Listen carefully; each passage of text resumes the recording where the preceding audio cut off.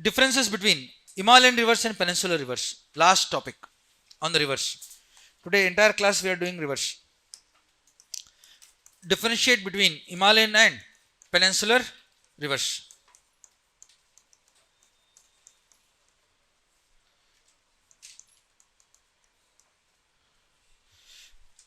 Or differentiate between Himalayan drainage and Peninsular drainage system. They'll ask. Differentiate between Himalayan and Peninsular drainage system. So can I say Himalayan rivers are those rivers which emerge from the Himalayas and flow through Himalayas, right? First point. Himalayan rivers are those rivers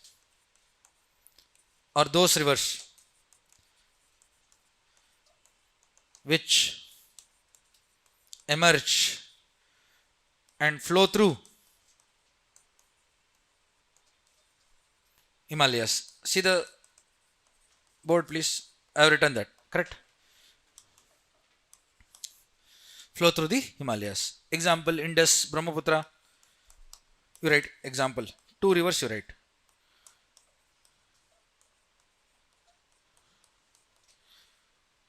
Okay. Here this side, peninsular rivers are those rivers which emerge and flow through the peninsula. Right. First point here. Peninsular rivers are those rivers which emerge and flow through peninsula. Example, Godavari, Kaveri.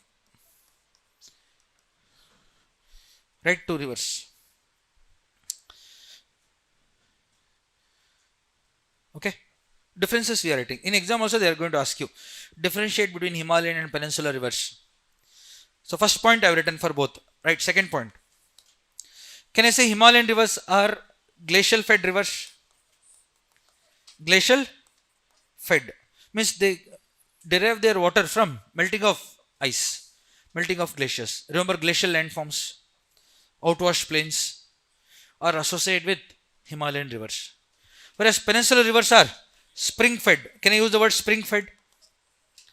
Rain fed.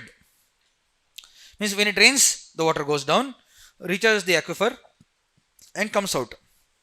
Spring fed. Glacial fed, spring fed. That is the reason peninsular rivers have water during rainy season. Rest of the time, no water. Okay, that is the reason peninsular rivers are seasonal rivers. Seasonal rivers. Whereas Himalayan rivers are glacial fed and also they get water from the rain. So they are perennial. Perennial rivers. All of you understood this? This perennial rivers, that is seasonal. Only during, that is the reason you go to Krishna now, there will be a lot of water. Kaveri water.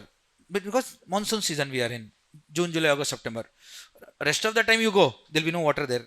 You will be wondering where is the water. Water level will come down. Only during monsoon season the water level will be up. Right, fourth point. Notice Himalayan rivers, they are very lengthy, correct, very long course. Notice you Brahmaputra, you notice, see the length of Brahmaputra, very long. Okay, Ganga, you notice, very long. So Himalayan rivers are long, have long course. Please write long course. C-O-U-R-S-E. Wrong course. Means lengthy, long course they have. Mind the spelling, long course. See the length of Ganga. Go to that page, river basin map. See the length of Brahmaputra. It's okay, leave it. See. Notice Brahmaputra length. Correct? Such a long length. They have given 2,900 kilometers. Correct. What do you mean by 2,900? From Brahmaputra source till Bangladesh. Tibet, India, Bangladesh. Correct? Brahmaputra flows through so many countries and also such a long. In India, it is just 916 kilometers in India. In Arunachal and Assam, stretches just small. But in overall, very lengthy, long course. See Ganga, notice Ganga. 2525. Ganga takes birth in Uttarakhand. Then it, after passing through UP, Bihar, Jharkhand, West Bengal, it enters Bangladesh. Then finally into Bay of Bengal. That entire length is 2525. 2525. So all of you got it, Allah. So that means if I mention this here, so Ganga is 2525 from here x to y here. Brahmaputra starting from here, I'll call it as Z, or let's say A. From here to here, this point B tak, A to B, it is almost around 2900, like that. Overall. So Himalayan rivers are lengthy, and they have large drainage basin. Correct? Ganga, you saw Ganga, Indus, Brahmaputra. They have large drainage basin. Okay, large drainage basin and long course. Whereas our peninsular rivers, you notice what is the length of Kaveri? You notice short course. 800. See, compare 800 with Indus River and Brahmaputra. So peninsular rivers are smaller. Short course I've written. Notice the point. Short course.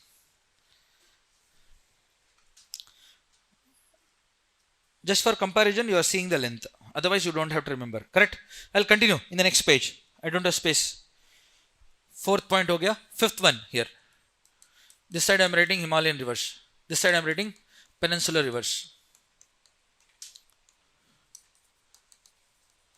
So large drainage basin and catchment area. Correct? Large drainage basin and catchment area.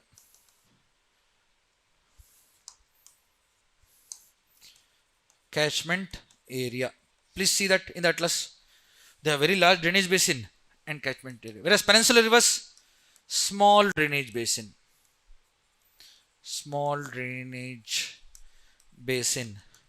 and catchment area.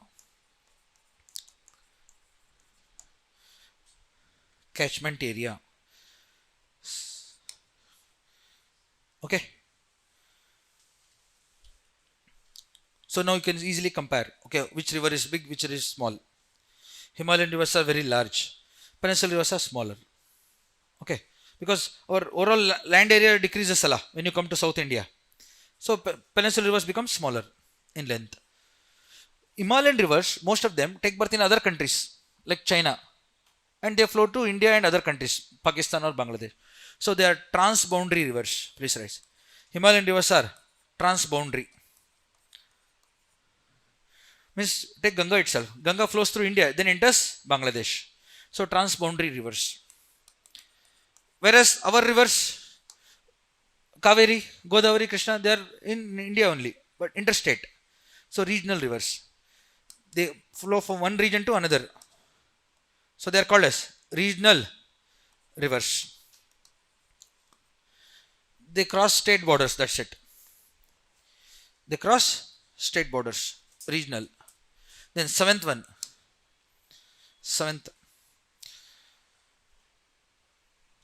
Himalayan rivers support inland navigation. Means you can go in ships and all. Inland navigation is well developed. Now we are developing Ganga, Brahmaputra and all for cargo ships. They are able to handle cargo ships also. Ganga river mein, we have big ports also we are being developing now. Our Himalayan rivers promote inland navigation. Support inland navigation. Okay. Is well developed. Whereas this side, peninsular rivers. In peninsular rivers like Godavari, Krishna, Kaveri, there are many waterfalls and all. So if there is a waterfall, will you go in the ship? If you go, you will fall Allah. So I said we can only cross. From this point to this point you can cross. But you can't use for navigation. So inland navigation is underdeveloped. Inland navigation is underdeveloped. Means we are yet to develop this for navigation. Okay. Inland navigation is underdeveloped. 8 point. Himalayan rivers support hydroelectric production. Hydroelectric potential. See the board. Hydel, I'll write. Hydel means what? Hydroelectric, short form. Hydroelectric potential is high. Hydroelectric potential is high. Means we can generate power from water by building dams. Okay. Hydroelectric potential is high because there is water all the time in Himalayas. Himalayan rivers. In peninsular rivers, hydroelectric potential is low. Hydroelectric potential is low.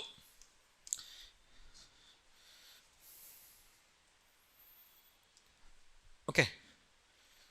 Hydroelectric potential is low. Right, next, ninth.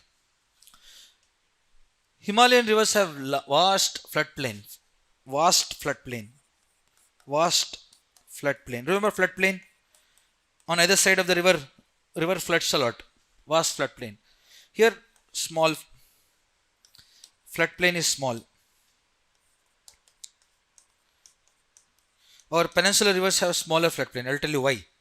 That I'll tell you now. That is our next point. You'll understand this now when I write the next point. Can I go to the next page? We have covered up to 9. So all of you remember our fluvial landforms. I told you every river is divided into youth, mature and old. Every river. You can go to that notes, fluvial landforms. I'll show that on the board. See here. This is the glaciers here. This glacial landforms we covered here first. Then we started fluvial landforms here. Youth stage, mature and senile. In the youth stage, you notice the rivers are flowing through the mountain slopes. So velocity is very fast, very high here. Erosive power, carrying capacity is very high. So valley deepening will take place. V-shaped valley here. In the youth stage, young stage. Okay. So then comes to mature. Mature stage, many rivers, tributaries join, load increases, river starts to meander. The valley becomes U-shaped, wider here. It's a kind of a transfer zone where from youth stage to final, senile stage, last stage, where deposition is more. The river tries to meander, creating oxbow lakes and all, forms delta. The final stage. Okay, so I'm going to explain that here. In case of let's say Himalayan rivers, peninsular rivers. Okay. Youth stage, mature stage, senile stage. All of you see here. When Himalayan rivers, when they flow through the youth stage, they are flowing through the hard metamorphic rocks. Because Himalayas have what type of rock? Metamorphic rock. So, youth stage of the Himalayan rivers, they are flowing through hard rock. So, on either side of the river, bedrock channel. The river channel contains rocks, heavy rocks, large rocks, bedrock channel.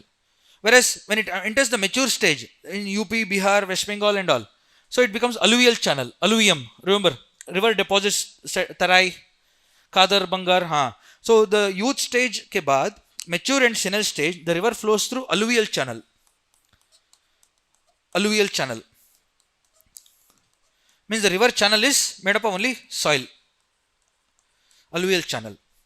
Whereas peninsular rivers, in their youth stage and mature stage, because entire peninsular plateau consists of old igneous and metamorphic rock. Peninsular region contains igneous and metamorphic rock across the peninsular plateau.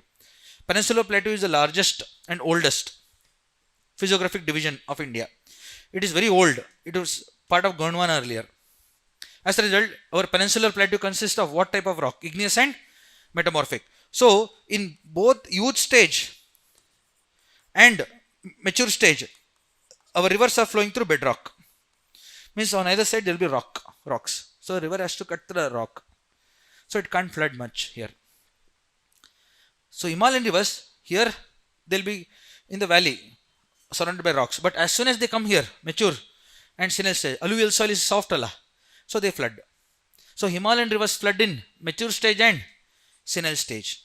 Whereas our peninsular rivers can't flood in these two stages. In final stage, it has alluvial channel. Alluvial channel. Alluvial channel. Let's say I'll take Godavari. Godavari is our peninsular river. Okay, Godavari river flows from Maharashtra to Telangana. Both the places it flows through the rock. Then in final Andhra coast, it flows into an alluvial channel. So Godavari can flood in Andhra. But it can't flood here in these two cases. Why? Because it is flowing through the bedrock. Whereas Himalayan rivers, let's say you take Brahmaputra, up to Arunachal Pradesh it is youth stage. After Arunachal Pradesh it enters Assam, mature, it floods. Brahmaputra starts flooding in Assam and Bangladesh, final. You got it? Youth stage. Okay, this is youth stage. This is mature stage. This is senile. River is divided into youth, mature, old. So Himalayan rivers flow through the bedrock channel in the first youth stage. But in mature and senile stage, it flows through the alluvium channel. So it floods in these two cases.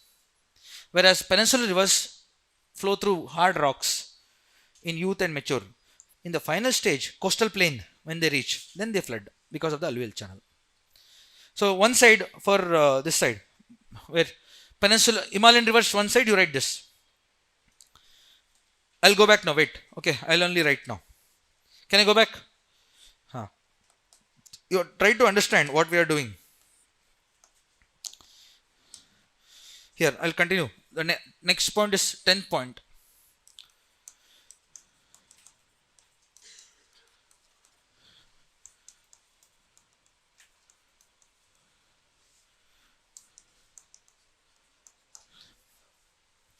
See, youth, mature and senile. In the youth stage, Himalayan rivers are flowing through bedrock. In mature, alluvial. Here also, alluvial channel. What is alluvial? All of you know. Soil. Okay, sediment deposited by the rivers.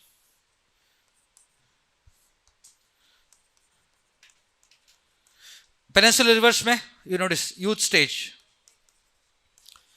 mature, senile.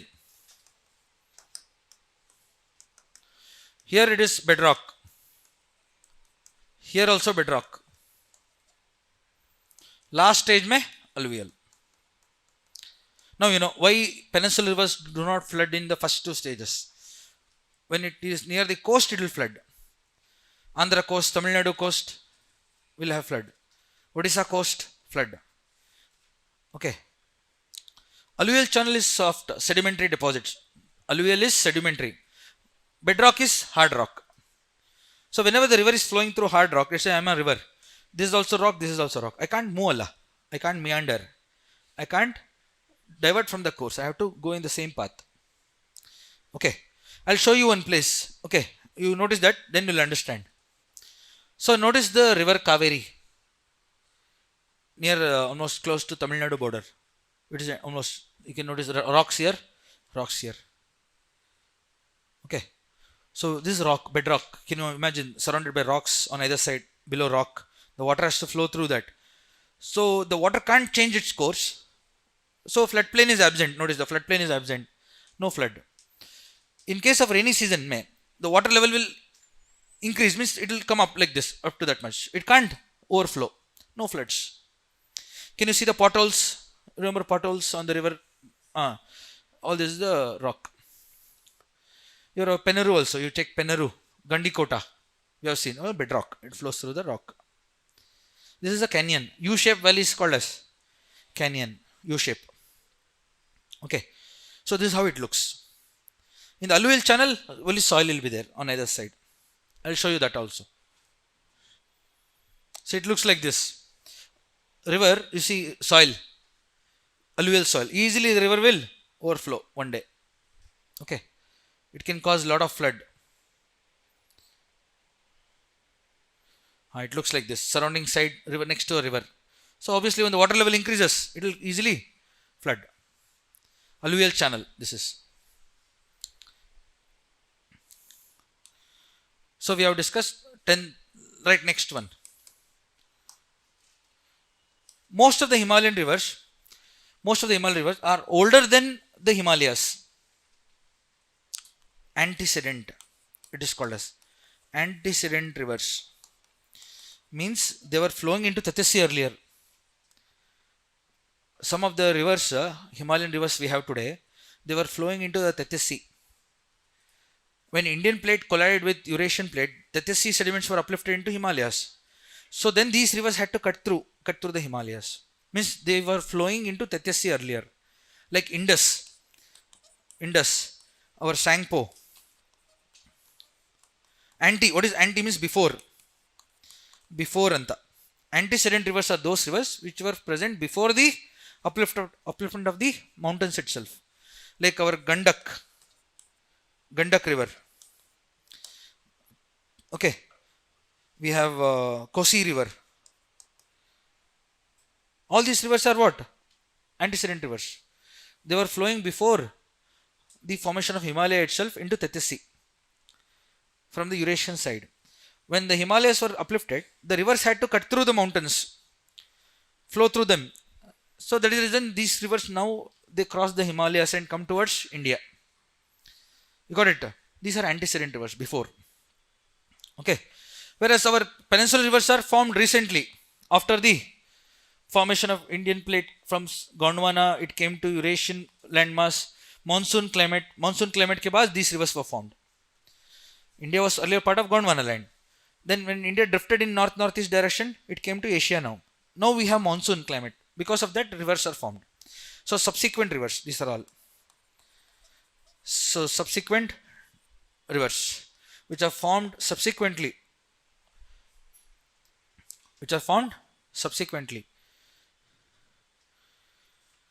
Due to the monsoon climate. Antecedent means before. Subsequent rivers are those rivers which are formed after the formation of Indian plate because of the monsoon climate. This can be used in other context also, but in this context, this is the name. Okay. Most of the peninsular rivers also, you notice, they are flowing over the same path since their formation. They have not changed their course. Peninsular rivers have been flowing through what? Bedrock. So they are fixed in their channel. They have never changed their course. That means 10 years ago where the river is flowing, today also it is flowing there, peninsular rivers. Whereas Himalayan rivers have changed their course many times. They meander a lot, Himalayan rivers. So regularly they change their course. Whereas peninsular rivers do not change their course. They have been same place. They have superimposed drainage. Let's say you take a pen and draw one line on the book. Keep drawing so many lines on the same line. What happens to the pen now? It cut the paper. First paper, second paper, so on, till it reaches the bed. Peninsular rivers are like that. They are flowing over the same path every day for thousands of years. What happens? The river gets into the channel, embedded. Rivers are embedded into the rock. So, I'll write, peninsular rivers are entrenched. Please write, entrenched into the channel. Entrenched means what? To go inside. Superimposed, also called as superimposed drainage. Entrenched into the channel. Means in simple words, they are fixed. Simple words, superimposed drainage. Just like I gave you an example of a pen and paper, remember. Many times we have done that. Drawing same line over and over. What happens to the paper? It cuts and goes inside, correct? Like that. Whereas Himalayan rivers, in their mature stage and senile stage, what happens? They meander a lot. Okay, please write. Oh, sorry, this is the 11th year, 11th. This is 12th. Here, 12th point. Okay, do not have a fixed course. Do not have a fixed river course. That is the reason now you know why Brahmaputra floods in Assam every year. Floods in India are recurrent phenomena, especially in North India. Recurrent means what? Keep occurring every year. Okay. So you know flood in Bengal, West Bengal, very common. Bihar, common. Why? Because rivers don't have a fixed course, fixed path is not there. Whenever they get more water from Nepal side or from Bhutan side, water will flood. It will flood in Assam, Brahmaputra will flood in Assam, Ganga will flood in Bihar, West Bengal. Okay. If you want, you can add few more points. I have almost like reached 12. 12 plus 12, nearly 24 points we have written. Okay. So they'll ask you the question. Differentiate between Himalayan and Peninsular. Okay.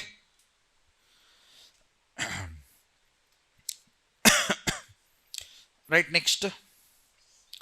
So go to the list. One day we were doing a list called towns and rivers. Go to that list, please. We'll complete that today.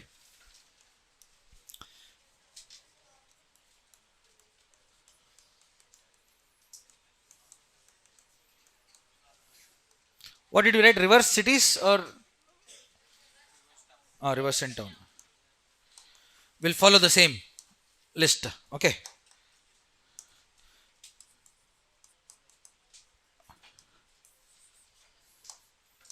Rivers.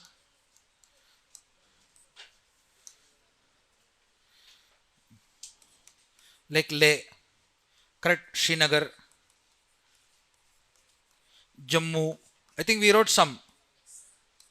Amritsar. Write the names also. Indus, Jhelum, Jammu is Chenab,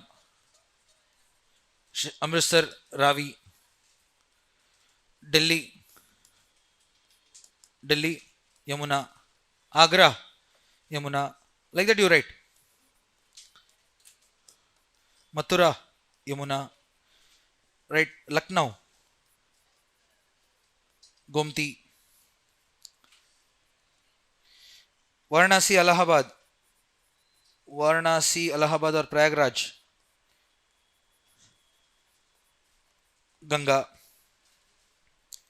Okay. Ganga, Yamuna, Saraswati, you write. Huh.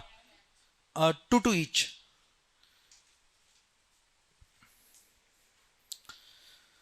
Calcutta, Hooghly.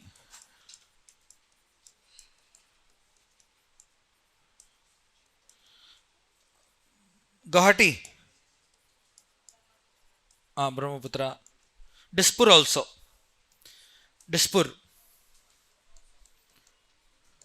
Okay.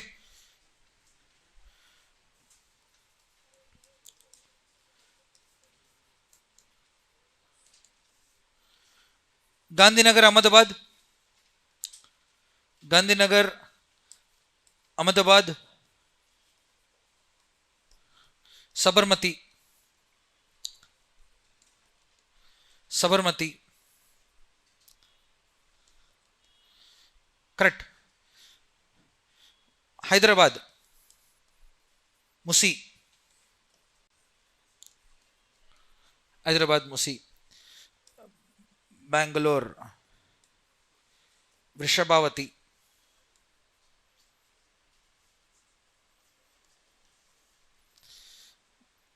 Chennai. Coam. And Adyar. Okay. Panjim. Panjim is Mandovi. Okay.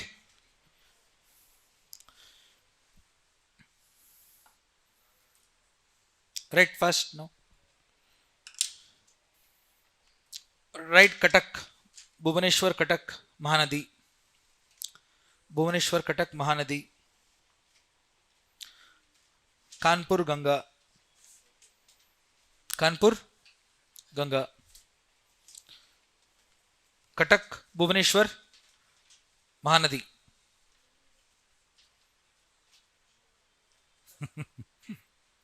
Again, there is shortage. Please bring a few more. Patna. Patna is also Ganga. Prayagraj, Ganga. That is Allahabad, na? Prayagraj is nothing but Allahabad, Ganga. Kanpur, Ganga. Patna, Ganga. Surat, Tapi. Right, Vijayawada,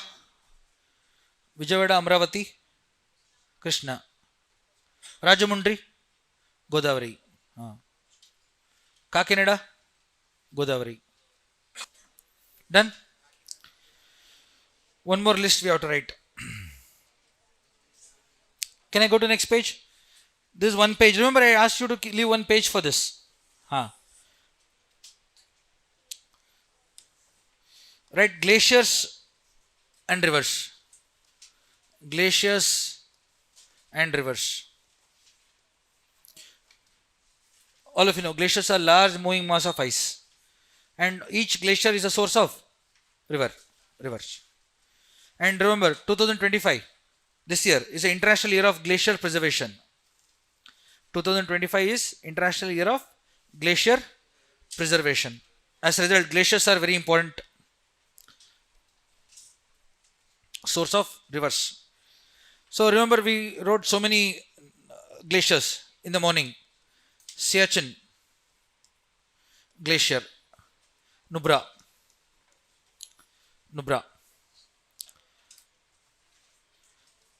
Bandar Punch Glacier, Yamuna,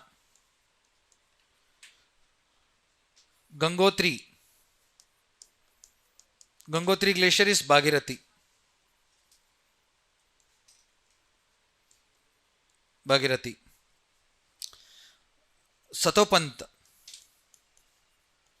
Satopant Glacier, Alaknanda, Satopant. Pindar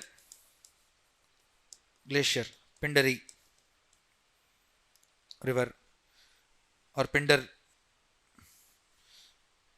Then Nanda Devi East, Nandakini River. Okay. Ispar. Dot G means what? Glacier. Okay. Hansa River.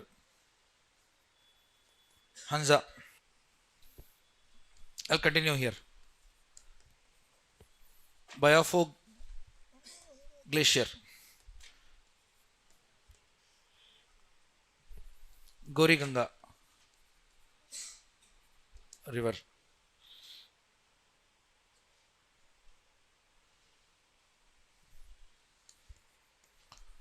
Wrong book Glacier. Rockbook Valley.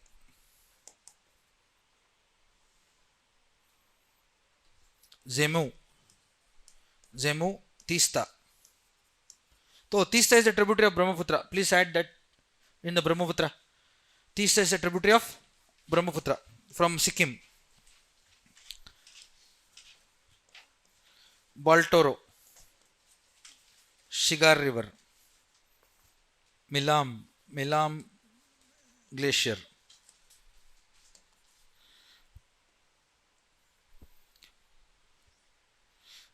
Goriganga. Again, this is also Goriganga. Because Milam and Bayafo, together they meet.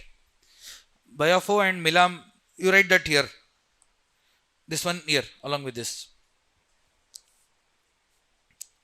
Both of them meet. Remember, tributary glaciers. One glacier meeting the other, I told you. Medial moraine. That one. Okay. Right, Bara Shingri. Bara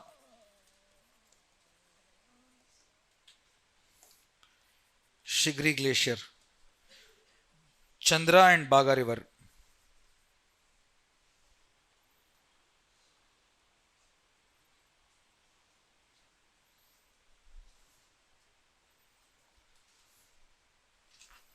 Remember, Chandra river goes and meets Baga, becomes Chenab. Some of the important glaciers and rivers we have marked. So important glaciers, rivers and towns. Okay, list I have given. Hydropower projects I'll give you in the form of printout because hundreds of dams are there in India. So we can't right now. Towns, cities, and rivers we have covered. Differences between Himalayan and Peninsular we have covered. Okay. Now come back to the river map. Any doubt with river basin? Please check. Entire class we are dedicating for river basin. Okay.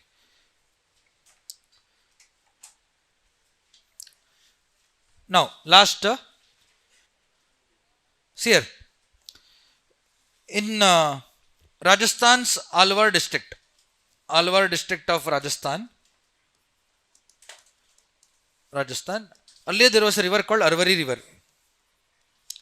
Arvari River. This river used to flow. I am talking about before independence. This was one of the tributaries of Yamuna. This was the tributary of Yamuna. So slowly, because of overuse of water, dumping of waste, construction debris and all, this river lost its water. So only dry river valleys were present. After independence, nobody saw this river.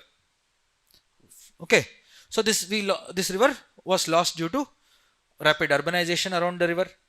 Correct. Overuse of water for drinking, irrigation, diversion of water. All that human activities led to complete loss of this river. So very recently in the last 10 years, an NGO called Tarun Bharat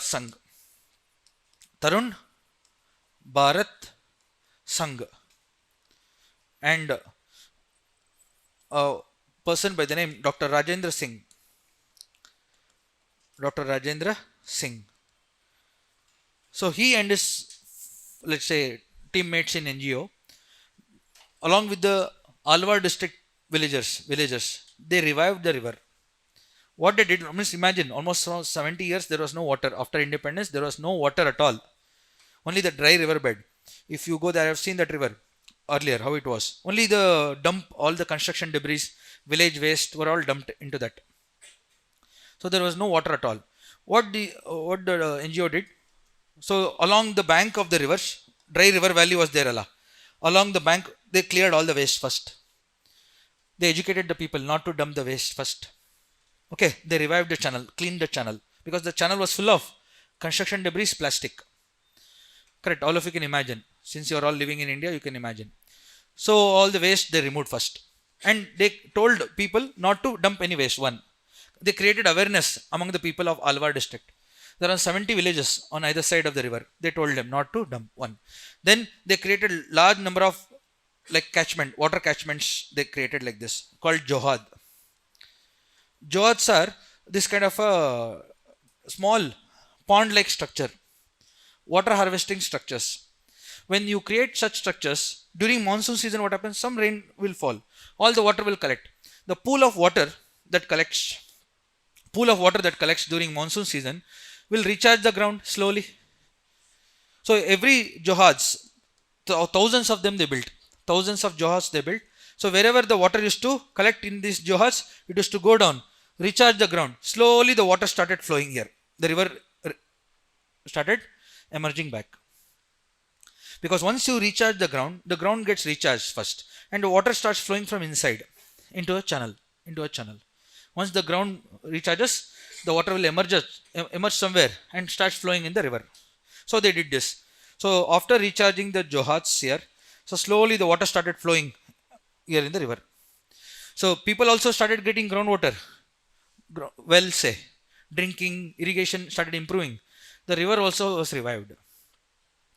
Like this. So this is the story of Arvari River.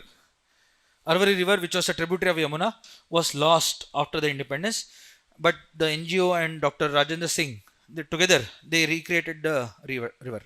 They gave a rebirth to the river. So when they did all this for the last 70 years of work, government opposed them. The district administration didn't support them. Correct? So local government didn't support them. Without the help of the government, they did it. So this is a kind of a revolution in India, where the community and the villagers, they themselves gave a birth to river without the government's help. Okay, so as a result, this has become a revolution. Now what they have done in the Alwar district, on the banks of river, from each village, two representatives will come. Correct. Once in a month or twice a month, they all meet and they discuss how the water has to be shared among all the villages. They have made certain rules, do's and don'ts regarding the river. So this gathering of the villagers once in a month or twice a month is called as Pani Sansad. Pani Sansad means water parliament. So the people of Alwar district have created a parliament called Water Sansad, where all the representatives from each village will discuss how to safeguard the river, how to protect the river. If they don't do it, what happens? Again, the river is going to disappear. So they have made some rules. Means you are not supposed to put borewell very close to the river. You are not supposed to grow water intensive crops like paddy, sugarcane. You can't grow. Other villages, you can't bring cattle and use this water for drinking. Only some villages nearby should use it. Some rules they have made. Pani Sansad. Okay, so it's a, in English, water parliament. So Dr. Rajendra Singh got Padma Shri very recently, and Padma Bhushan also later on after 2 years for his work. Okay, so he's known as Waterman of India.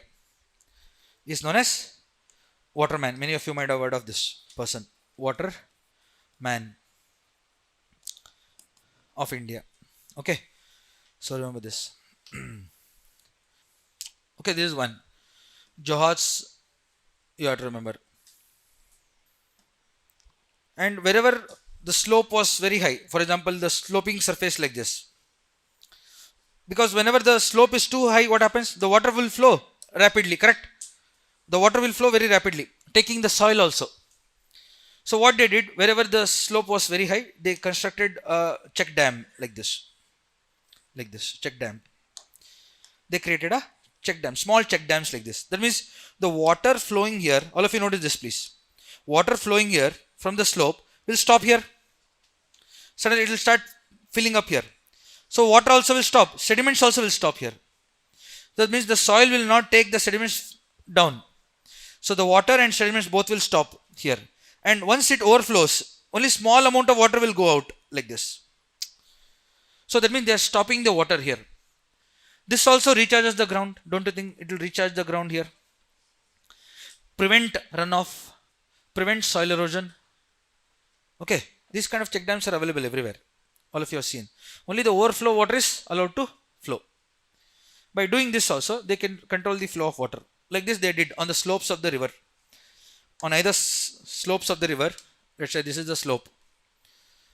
Like this. On either side slopes, they did lot of these kind of structures. In Rajasthan, they call this as khadin. Khadin. This has johats.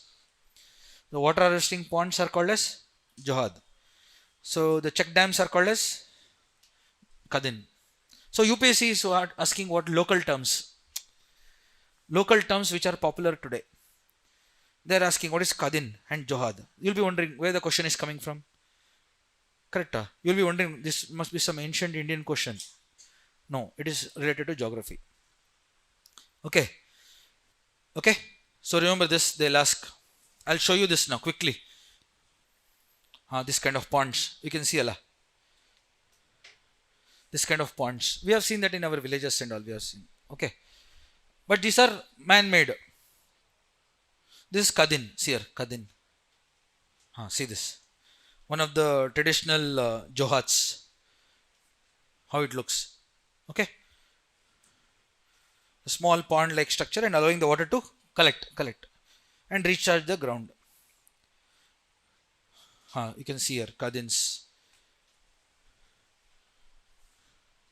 You can see the structure built. Okay. So the water will come and collect here. And then recharges the ground. Only the overflow water will come out. Okay. So remember this, Kadin, how it is done.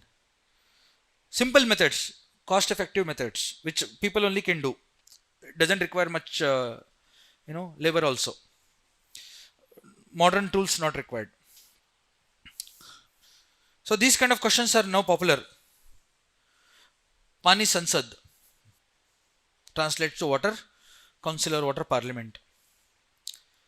Okay, I told you Arvari river. Arvari. Okay, ARVARI. Okay, please remember this. See, it has come in International Center for Integrated Mountain Development also. So watershed management program. There are a lot of articles are there. You just have to write Pani Sansad and news. You will get a lot of articles regarding that in Hindi and English. Okay, done. So another such project here also we have Niru Meru. Niru Meru. Okay, that also I'll show you. Is the spelling correct? Niru Meru program. Okay, watershed management and water conservation initiative of Andhra Pradesh. Okay,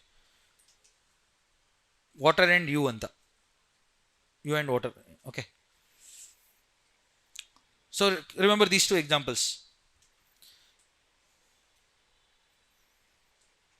So which of the following state is has started Niru Meru program? They can ask Kala. Simple question.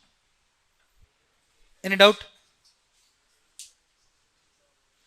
See, river is the toughest topic. River basins and rivers and physiographic zones. So what you have to do every day, half an hour you have to spend with the map. Which map I've already told you. Okay. Which physiographic divisions map is where, all that you know. Please make sure that you see that every day, half an hour. Otherwise, this topic is going to be very, very tough. Okay. Next heading. Give the next heading. Land use, land cover. Land use in India.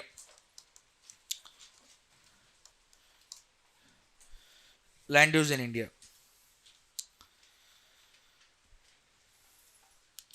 So whatever land resource we have, how we are using is, how we are using the land.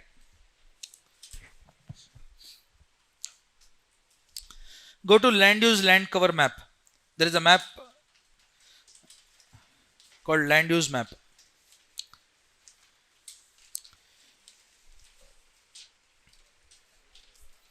This one. It's 38 in some atlas. What is the page number? This one. 37. 37. This one. 37. Okay. So what you have to do? See this map, all of you. India map. Below that pie chart, and there is a table given. See the table first, all of you. In that table, total geographical area of India. Total geographical area, TGA, is 328 million hectare.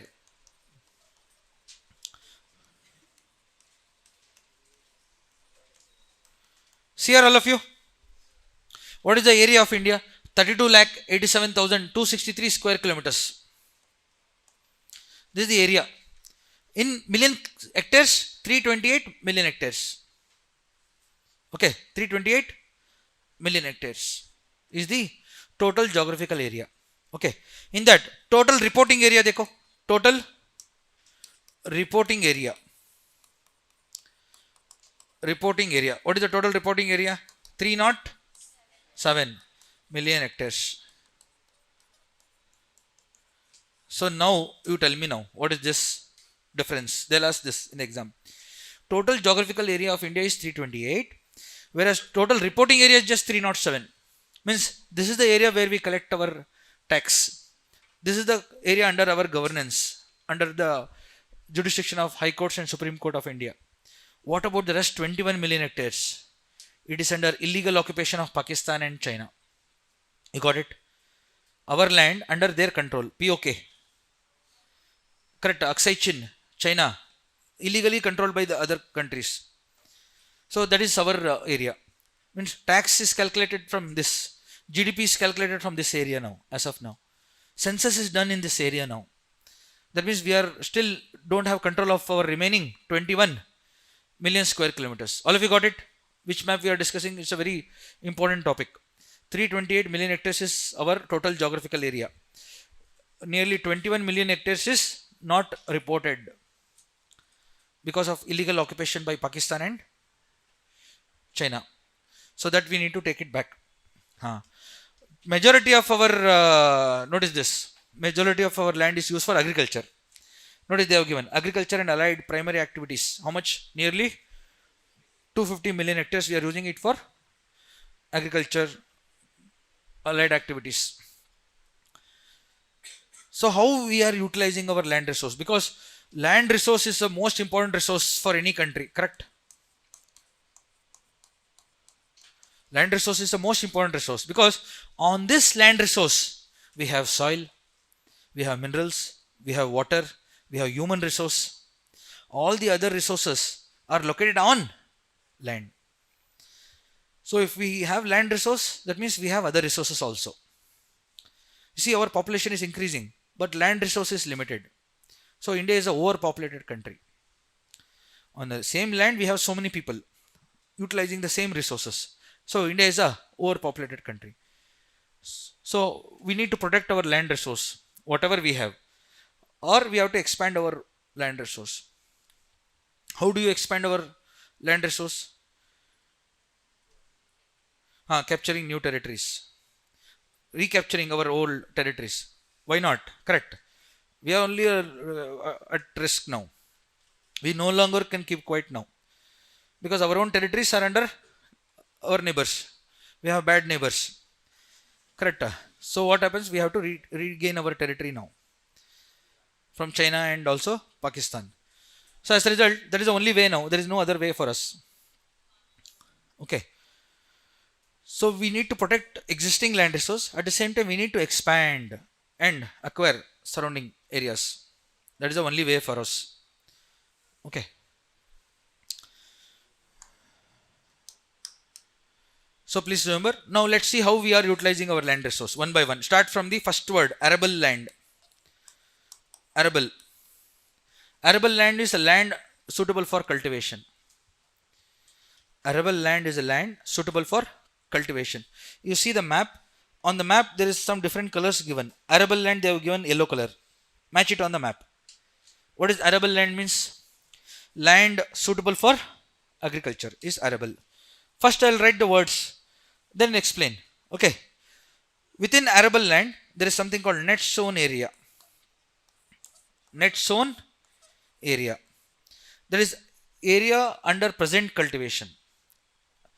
Arable land may, which is under present cultivation. Let's say our arable land is 50%. Let's say. Okay. See in the pie chart below, how much they have given for arable land? Net sown area they have given something, 45. Whereas our arable land is around, somewhere around 50%. Arable land is 50%. Out of that 50%, 45 is under cultivation. Anta. Arable land is land suitable for agriculture.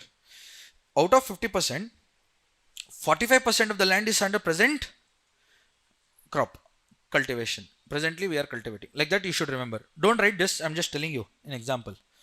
Okay. Some percent of land is fallow. We have not cultivated anything. We are leaving it barren. That is fallow. Fallow. Fallow means land, agriculture land, which is not cultivated as of now because of many reasons. That is called as fallow. Fallow. Arable land is the land suitable for cultivation. That means in India, majority of our land is utilized for growing crops, for feeding our large population, because India is the most populous country on earth. Food is very important for us, correct? We need to grow more food. In that, majority of our area is under agriculture. So that is then agriculture is the first priority. Why do we teach you this? Because as a IAS, you should not divert the agriculture land into non-agriculture. If you divert, we are going to lose this. Net sown area and arable land, we are going to lose. That means no food production. If I'll come, let's say you are a DC, I'll say, I want a permission to convert my agricultural land into a resort. You should say no. Why? Because I am converting into non-agriculture there. Agriculture to non-agriculture is dangerous. So 5 acres I am converting agriculture to non-agriculture. Correct. That means what? I am going to make it commercial. But when I convert it agricultural land is going to come down. Net sown area is going to come down slowly. Food production is going to be affected in the state and the country. So what is fallow? Fallow is the land that is left uncultivated. Let's say I am a farmer. I have land, but I don't have money. Correct. No money means I can't bring inputs, labor. I can't pay. So I will not do anything. This year I'll leave it fallow. Okay, that is called as current fallow. Land left uncultivated for less than 1 year. Less than 1 year, if you don't do anything, it is called as current fallow. Let's say I'm a farmer. Last 1 year I'm here only. So I didn't grow any crop. So my land is under current fallow now. For more than 1 year I don't grow anything. That is called as 1 to 5 years. 1 year to 5 year if I don't grow, it is called as other than current fallow. Other than current fallow. If I don't cultivate for 5 years. 5 years. If I don't cultivate for more than 5 years, what happens? See, if you all of you listen 1 second. If you don't grow any crop and if you leave it fallow, open, what happens? Weed grows, parthenium, lantana, all these unwanted plants start growing. After 1 year, what happens? It will all become like a jungle. After 5 years, you can't go at all inside forest. Correct, na? So after 5 years, I have to use JCB and all to clear the land. Correct. I have to chop them, put it on fire and all. So that is culturable wasteland. It will become wasteland. Fallow. Third point. I don't have space here. I'll write. For more than 5 years, it's called as cultivable wasteland. Cultivable wasteland. Same thing you'll read in Missouri. Again, now what you're reading, how land is used in India. You'll read state then, whichever state you get. Now I am covering for India, land use in India. Once you get selected, you'll use land use in Andhra Pradesh, land use in Telangana, like that. Depending upon what state you get. Cultivable wasteland is more than 5 years. If you are not cultivating your land for more than 5 years, it is called as cultivable wasteland. Wasteland. Okay. So all this you should know. Related to. Then some part of our land is in the form of forest. Forest. Forest. Okay. Some part of our area is under forest cover. In India, all those area more than 1 million hectares. Sorry, 1 hectare. More than 1 hectare. More than 10% canopy density. 10% canopy density is called as forest.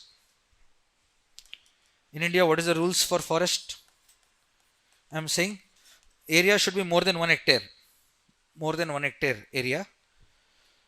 More than 1 hectare area mein, if the canopy density, tree density is more than 10%, it is called as forest. Okay. So next word is forest. In simple word, what is forest? Dense growth of plants and trees is called as forest. Simple words, dense growth of plants and trees. Dense growth of plants and trees is called as forest. What is the criteria to classify? More than 1 hectare, more than 10% canopy density. Then it will call as forest cover. What is the percentage given? 21.7. 23. Okay. In different atlas, different number is given. Okay, just see that. That means nearly 21 to 22% of our land area is in the form of forest. Okay, let's say 22% of our land is under forest cover. Okay, forest cover. More than 10% canopy density, more than 1 hectare area mein hona chahiye. Then it is called as forest. Clear? What is agriculture land? What is forest? You know. Next, non-agriculture. We'll finish this. Non-agriculture. Third. Non-agriculture means what? Industries, urbanization, industries will do in this. Transportation, road, railways, pipelines, all this. Urbanization, urban, correct. Rural areas, all these are non-agricultural. Okay. Let's say you're building industries, road you're making, all that comes under non-agriculture category. Okay. Non-agricultural. What percentage you can see non-agriculture? Pie chart you check. Like that. Don't worry about the percentage.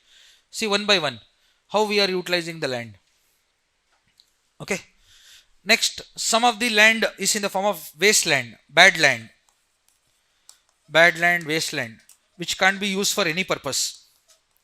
Barren land, wasteland, bad land, unproductive land, unproductive land. Notice deserts, hot desert, cold desert,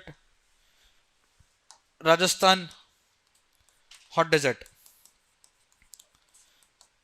Ladakh, cold desert, plus other areas, soil erosion, soil degradation. Remember one topic we did, soil degradation, gullies, ravines, those places.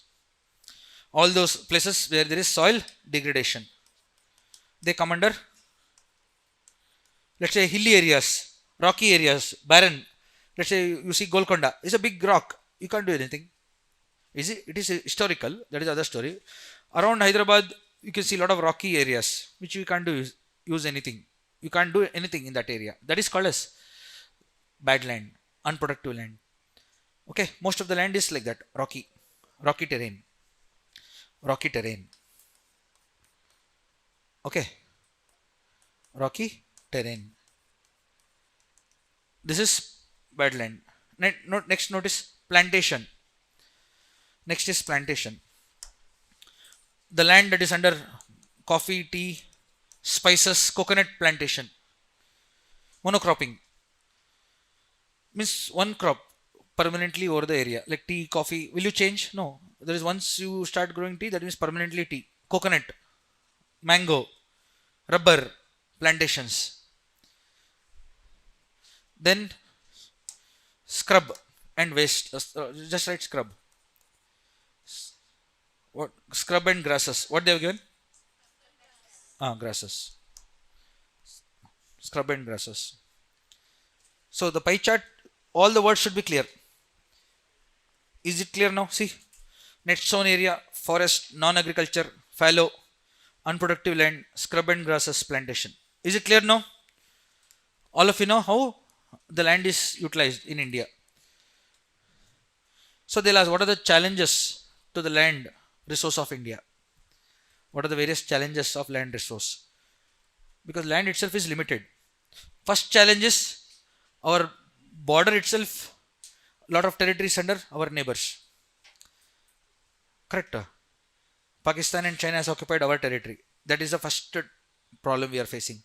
Plus other problems we are facing, like this non-agriculture land, unproductive land, and all increasing now.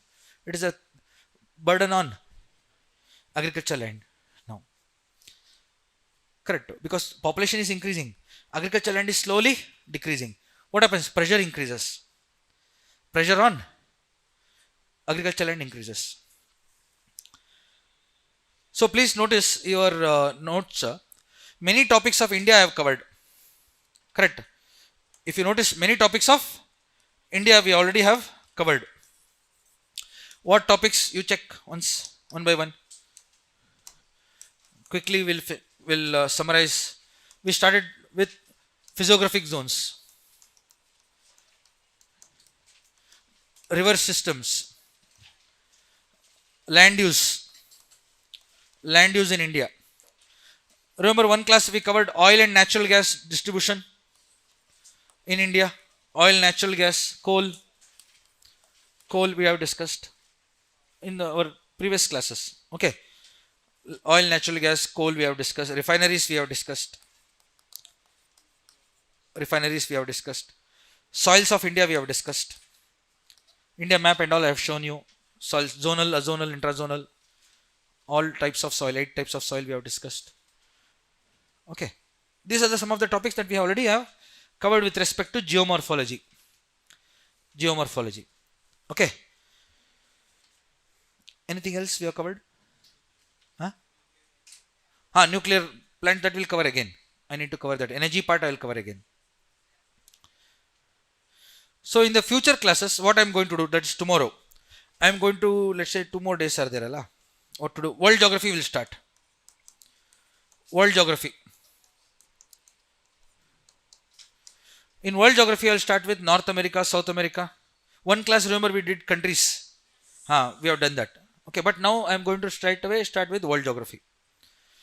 In let's say next 2 days, I am going to cover some of the continents like North America, South America, Arctic, Antarctic, Africa, Europe. Done? Okay. Bring the atlas tomorrow. I'll send some maps also tomorrow class. Okay. Tomorrow we'll be starting with world. Please check your notes. We have covered all this. Okay. Revise all this now. That means after world geography, I'll cover climatology.